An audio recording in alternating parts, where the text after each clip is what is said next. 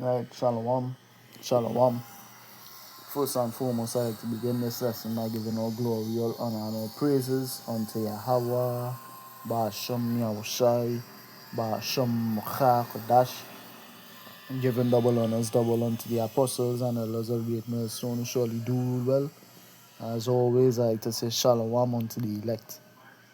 Right, this is brother here, Maya Shala, coming back to you again to another bit of edification from the hills of Yahushai camp, and Lord willing, this lesson is edifying. Repent, for the kingdom of heaven is at hand. Right, and the topic for today's lesson will be answering a question here, which is a rhetorical question, as you're going to see as we go deeper into this lesson. Right, who's going to be able to stand before the wrath of the Lamb? So let's read it here. Revelation 6 and verse 16, jump into verse 17, right? And said to the, in fact, I'll read verse 15. Yep, verse 15 here. And the kings of the earth, and the great men, and the rich men, and the chief captains, and the mighty men, and every bondman and every free man hid themselves in the dens and in the rocks of the mountains, which, showing you here, it's every demographic of people, from the ruling class straight to the slaves, right? The bondman, right? And verse 16, and said to the mountains, after they flee to those same mountains, which, speaking of the bunkers, right, said to the mountains and rocks, fall on us and hide us from the face of him that sitteth on the throne and from the wrath of the Lamb. So they would have rather, right, their hiding places caved in on them and killed them and having to deal with the Most High Son, right? And verse 17, for the great day of his wrath is come, and who shall be able to stand? Which is the question, right, which inspired the topic for this video, is who shall be able to stand before the wrath of the Lamb? Right, let's read this here in the AMP and then let's get into it. Then the kings of the earth and the great men and the military commanders, see what the note says here, let Chiliax, a Greek word literally meaning a ruler, commander of 1,000 men, but used generally of high-ranking military officers, right? And the wealthy and the strong and everyone, whether slave or free, hid themselves in the caves and among the rocks of the mountains, and they called to the mountains and rocks, fall on us, and hide us from the face of him who sits on the throne, right, the Most High, and from the righteous wrath and indignation of the Lamb, his Son, Yahushai, right, the Most High's name being Yahweh. Right, verse 17, for the great day of their wrath and vengeance and retribution has come. And who is able to face the Most High and stand before the wrath of the Lamb? Which the question here is no one. Right, speaking of the ones who that wrath is intended for, who he's coming for, nobody is going to be able to stand before the wrath of the Most High. Or the wrath, no one is going to be able to stand and face the Most High, right, and stand before the wrath of Yahushai, right? Why? Because again, Yahushai is coming back here, and he's not meeting you as a man. He's coming back here, and after we get this precept, after not meeting you like a man, he's coming here, right, to dispense judgment on the earth, right? Isaiah 47 and verse 3, thy nakedness shall be uncovered, yea, thy shame shall be seen. I will take vengeance, and I will not meet thee as a man. I'm reading this in your AMP. Your nakedness will be uncovered, your shame will also be exposed. I will take vengeance, I will spare no man. But he's not coming back here like a man, he's coming back here like a God, in the power of the great God, his name being Yahweh, right? And again, right, he's going to take vengeance for the great day of their wrath, and vengeance and retribution has come. The day of the Lord, the day of the Lamb, the day of the Most High Yahweh is known as the day of vengeance synonymously, right? And what's going to happen on that day? Jude chapter 1 and from verse and from verse, let's see, 14. And Enoch also, the seventh from Adam, prophesied of these, saying, Behold, the Lord cometh with 10,000s of his saints to execute judgment. So we know what the Most High is sending his son here to do, right? His son is coming here to execute judgment upon all and convince all that are ungodly among them of all their ungodly deeds which they have ungodly committed, and of all their hard speeches which ungodly sinners have spoken against him. So we understand why his day or this day is coming, and he's coming to dispense it in wrath, right? And again, the day of wrath, the day of the Lamb, right, is coming in the power of the great power, right? It's coming in the power of Yahweh, because what on that day he's gonna dispense judgment by metrics or by means of fire, right? There's Nahum 1 and verse 6. Who can stand before his indignation? Again, same question in Revelation 6:16, right? And who can abide in the fierceness of his anger? His fury, his wrath, as we're going to read in the MP, is poured out like fire, and the rocks are thrown down by him. Reading Nahum 1 and 6, who can stand before his indignation? Sorry, reading Nahum 1 and 6 in the MP, right? Who can stand before his indignation, his great wrath, and who can stand up and endure the fierceness of his anger? His wrath is poured out like fire, and the rocks are destroyed by him. Which is showing you here, right, that the Most High Son is going to dispense his wrath in the earth, right, on behalf of his Father by means of fire. Isaiah 66 and verse 14. And when ye see this, your heart shall rejoice, and your bones shall flourish like an herb, and the hand of Yahweh shall be known toward his servants, and his indignation toward his enemies. For behold, Yahweh Ba'ashem Yahushai will come with fire, and with his chariots like a whirlwind. To what end? To render his fury and his rebuke with flames of fire. For by fire and by his sword will Yahweh plead with all flesh, and the slain of Yahweh Ba'ashem Yahushai shall be many. Reading this in the AMP, for the Lord Yahweh Ba'ashem Yahushai will execute judgment by fire, right, and by his sword on all mankind, and those slain by Yahweh will be many. And one thing we know about fire is that it cannot be stopped, right? Second Ezra chapter 9 and reading, Second Ezra chapter 16, and I believe it's verse 9. Ooh, that's a good one as well. So 9, and then we're gonna see here, you could jump to 15. Just now. You could read from verse 6, Second Ezra 16 and verse 6. May any man drive away an hungry lion in the wood, or may anyone quench the fire in the stubble when it had begun to burn. And who's the stubble? Right? Or what is the stubble talking about? Isaiah 9. I believe it's just now. Not Isaiah 9. Is it Isaiah 6? Sorry.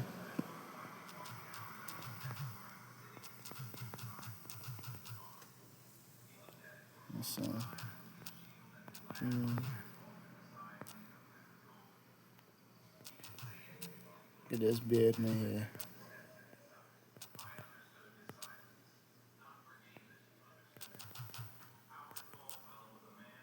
Is it Isaiah? I believe it's Isaiah 9.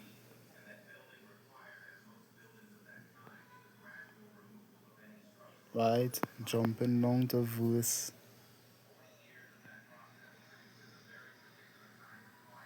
Yep, Isaiah 9 from verse 18. For wickedness burneth as the fire, it shall devour the briars and thorns, and shall kindle in the thickets of the forest, and they shall mount up like the lifting of smoke. Through the wrath of Yahweh of hosts is the land darkened, And the people shall be as the fuel of the fire. No man shall spare his brother. So that stubble there is speaking about people, right? Second Ezra 16 and verse 6 again. May any man drive away an hungry lion in the wood, or may anyone quench the fire in the stubble. When it had begun to burn, when the Most High begins to lay his rebuke and strikes and flames of fire upon the earth, right? No one is going to stop it. It's going to begin to burn, and it's not going to be put out until the Most High says it will be put out, right? Jump into verse 9. A fire shall go forth from his wrath. Again, he's going to pour out his wrath upon these people by means of fire.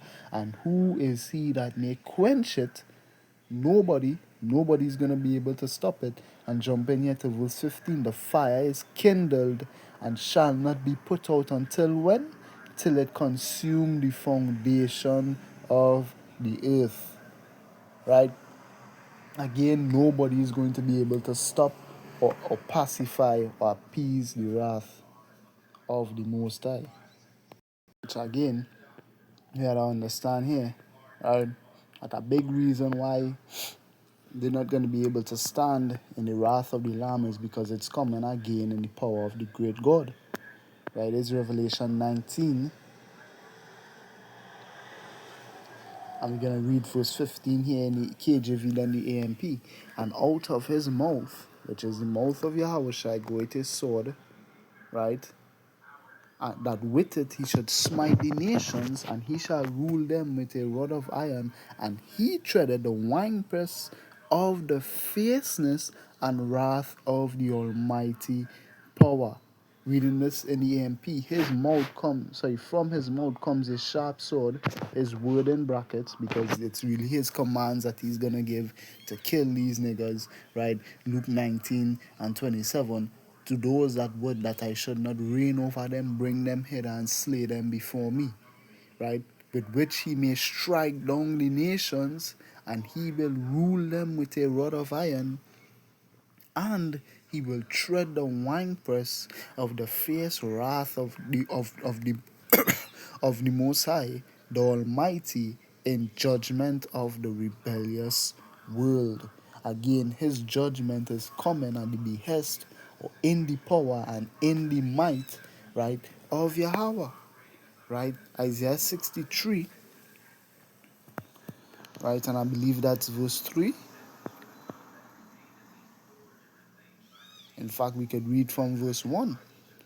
Right? The Most High's vengeance on the nations, right? Who is this that cometh from Edom with dyed garments from Bozrah? This that is glorious in his apparel, traveling in the greatness of his strength. What's he inside of?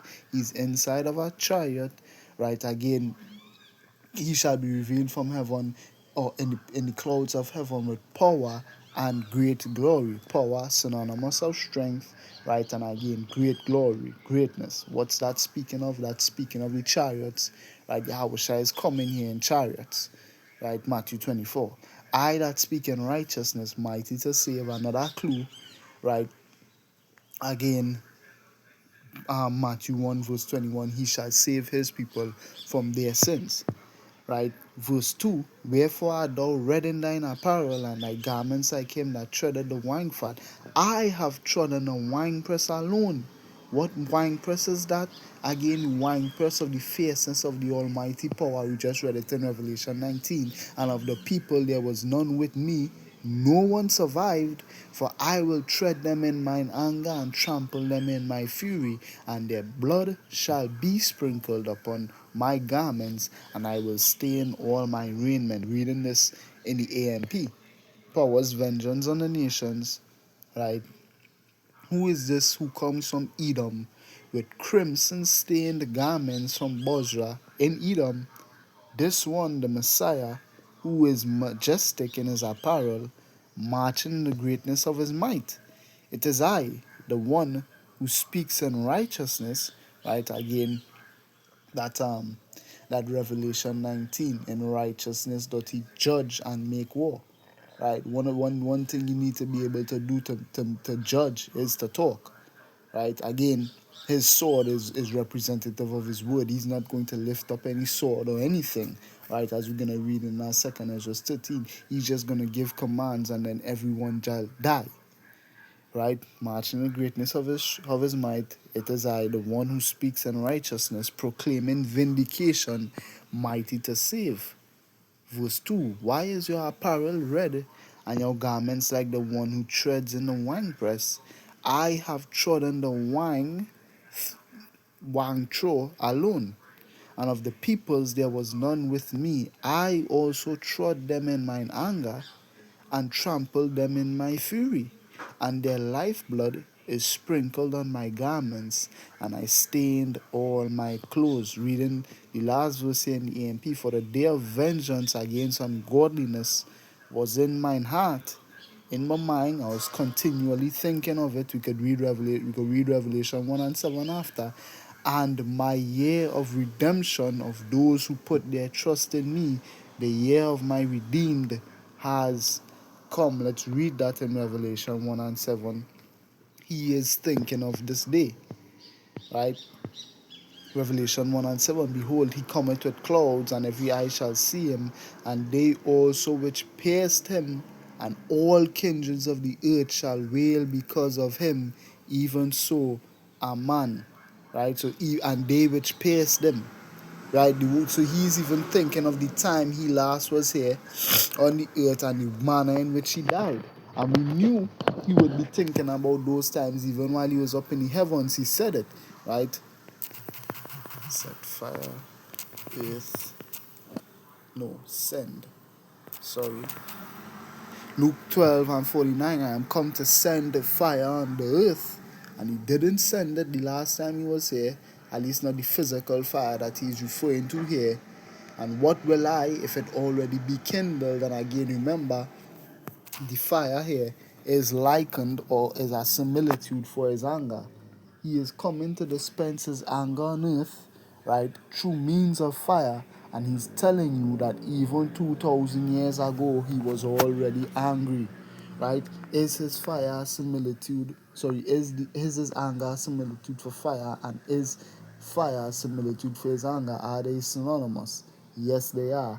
This is Psalms 12 and Psalms chapter 2, verse 12. Kiss the Son, right? Pay respect to the Son, as it says in the AMP, lest he be angry and ye perish from the way when his wrath is kindled but a little. Showing you what?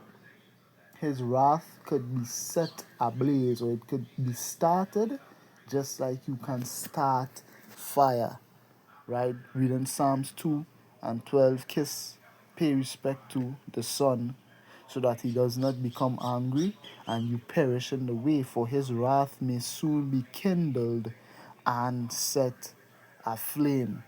Which is the whole point here, right? Yahweh Shai was angry even 2,000 years ago, and his anger is going to be dispensed, right, in the power of the great God, right? Henceforth, or hence the reason why they will not be able to stand, because again, as the question asks here, right? Revelation 6 and 17, for the great day of his wrath is come, and who shall be able to stand? The answer here is no one, at least not the ones who the wrath is prepared for. This is 2 Ezra 13. I'm going to read verse 9. Right?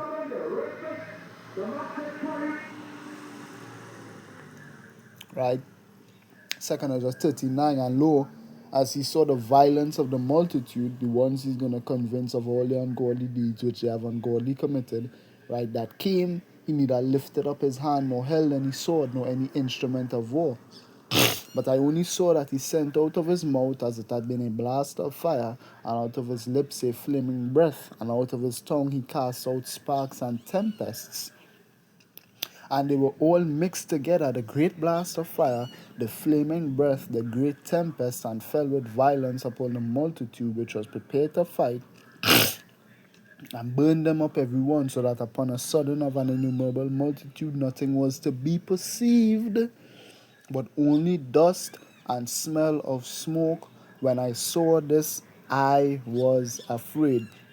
So Ezra is telling you here, as he's seen the vision, that no one is going to be able to stand before the wrath of the Lamb. They shall all be vanquished. Again, when you read higher up in that Revelation 6, you read verse 2, he went forth conquering and to conquer.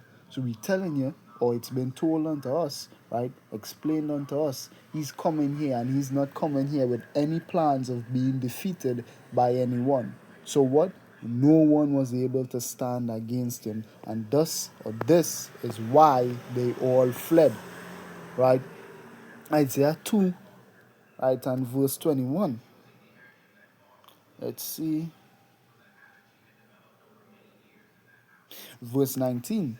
And they shall go into the holes of the rocks and into the caves of the earth, for fear of the Lord Yahweh, Ba'ashem Yahushua, and for the glory of his majesty, when he ariseth to shake terribly the earth. And that day man shall cast his idols of silver and his idols of gold, which they made each one for himself to worship, to the moles and to the bats, to go into the clefts of the rocks and into the tops of the rugged rocks for fear of Yahweh Ba'ashem Yahushai, and from the glory of his majesty, when he ariseth to shake terribly the earth. They're not going to be able to stand. That is why they ran. Jeremiah 16, verse 14. Sorry, verse 16 here being the point. Behold, I will send for many fishers, saith Yahweh Ba'ashem Yahushai, and they shall fish them. I'll make you fishers of men. These fishers here representative of the prophets, the ones who were tasked, right, with the commission to bid to the marriage. Matthew 22, verse 9, right? So invite as many as you can and try and get as many people as you can to believe in this doctrine before I come, right? And after will I send for many hunters, because the hunters are the exact same fishers, and they shall hunt them, the ones who would not receive this word, from every mountain and from every hill and out of the holes of the rocks. Why they say in holes of the rocks here? Because that is where they fled to. Right? Why did they flee? Because as 2 Ezra 13 verses 11 says, nothing was to be perceived but dust and smell of smoke. And when Ezra saw this, Ezra was afraid. Right? So much more the wicked elite and anybody else who's going to be alive in those days to witness the return of the Son of Man. Right? If you are not on his good side, you're going to be on his bad side and you're going to die. Again, who shall be able to stand? Well, there's actually two answers to that question, right? Because again, we understand the wicked of the earth, right? And the people who he intends his judgment for shall not be able to stand. But we do understand, right, that there will be people who will be able to stand. Those people are the elect. Again, without, let's see, spotless. What? Blameless.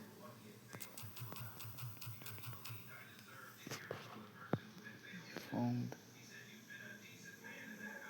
A second Peter chapter 3 and verse 14, right? Verse 13, nevertheless, we, because this we here are the ones who will be able to stand, Lord willing, we be a part of this we. According to his promise, look for new heavens and a new earth wherein dwelleth righteousness. Wherefore, beloved, seeing that ye look for such things, be diligent that ye may be found of him in peace, without spot and blameless. Those are the ones who are going to be found and be able to stand before the presence of the Lamb and before the wrath of the Lamb, because the wrath is not for them. Again, pray always that ye may be. Right, Luke 21:36. We'll hold that to close, right, because I have a couple more precepts here.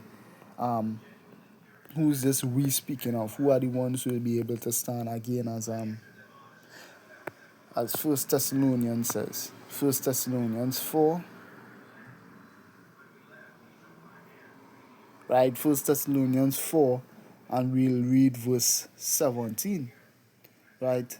In fact, we'll read verse 16 to 18. For the Lord himself, Paul speaking here, shall descend from heaven with a shout and with the voice of the archangel and with the trump of power, and the dead in Mashiach shall arise first. Again, Colossians 3 and 3. For ye are dead and your life is hidden in Mashiach. Who's the dead ones? The believers, right?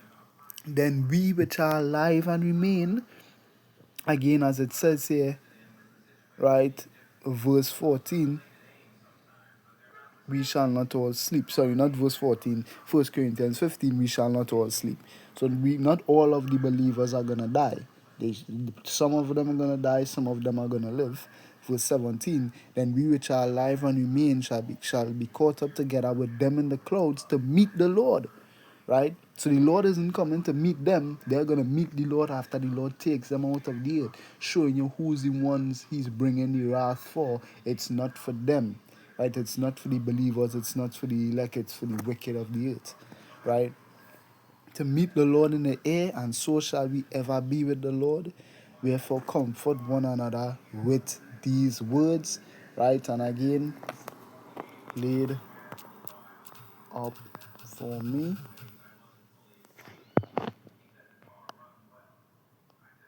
2 Timothy chapter 4 and verse 8. Henceforth there is laid up for me a crown of righteousness, representative of salvation and dominion for the 144,000, salvation for the elect, which the Lord, the righteous judge, Yahweh shall give me at that day, and not to me only, but unto all them also that love is appearing.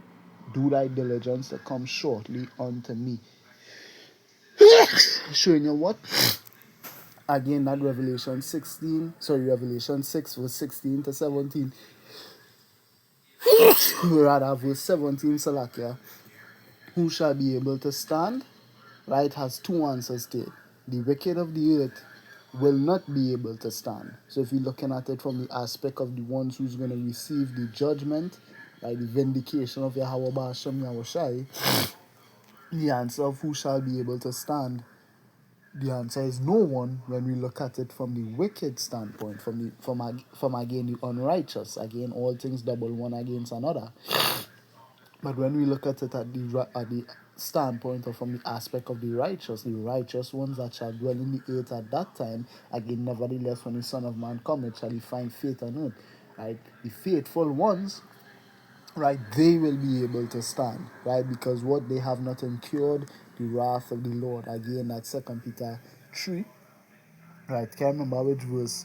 It says, what be found without spot and blameless. There's a group of people in the earth today, right, who will be found without spot and blameless before the Father and before the Lamb, right? There's Luke 21, and reading verse, I'll read from verse 33. Heaven and earth shall pass away, but my word shall not pass away. And take heed to yourselves, lest any time your hearts be overcharged with surfeiting and drunkenness and cares of this life, which all of these things are representative of distractions to pull you away from looking forward toward that day. Again, 2 Peter 3, right? We're looking for and hastening unto the day of the coming of the Lord, wherein what? We're going to see a new heavens and new earth, wherein dwelleth righteousness. We know what we have to look to and look for, right? And so that they come upon you unawares, because it would come unto you and you would be unaware of it, right, if you have been caught up and been taken away by these destructions. For as a snare shall it come on all them that dwell on the face of the whole earth, excepting the elect, right? Why? Because they know to look for it, right? Verse 36, watch ye therefore and pray always that ye may be accounted worthy to escape all these things that shall come upon the face of the earth, and to stand before the Son of Man. Right? Where's all these things that shall come upon the face of the earth? Me. I'm coming to dispense judgment upon the face of the earth. Right? So pray that you be accounted worthy to escape my judgment of fire, right? Because I am coming to set fire on the earth, or to send fire on the earth as judgment for all the ungodly people who have committed all the ungodly deeds, right, on behalf of my Father, right? So again, who shall be able to stand? The wicked won't, but the righteous will. So Lord willing, this lesson was edifying and that you were edified. In closing, we like to say, Kal Halal Yamla Yahweh, Ba'asham Yahushai, Ba'asham Rucha Kadash. Like to give double honors, double unto the apostles and elders of Great Millstone who surely do rule well. And as always, we like to say, or I like to say, Shalom to the elect. Right, this was your brother here, Maya Shala from the Heroes of Yahushai Camp. Right, Lord willing, this lesson was edifying and that you were edified. I like to say Shalom and repent, for the kingdom of heaven is at hand.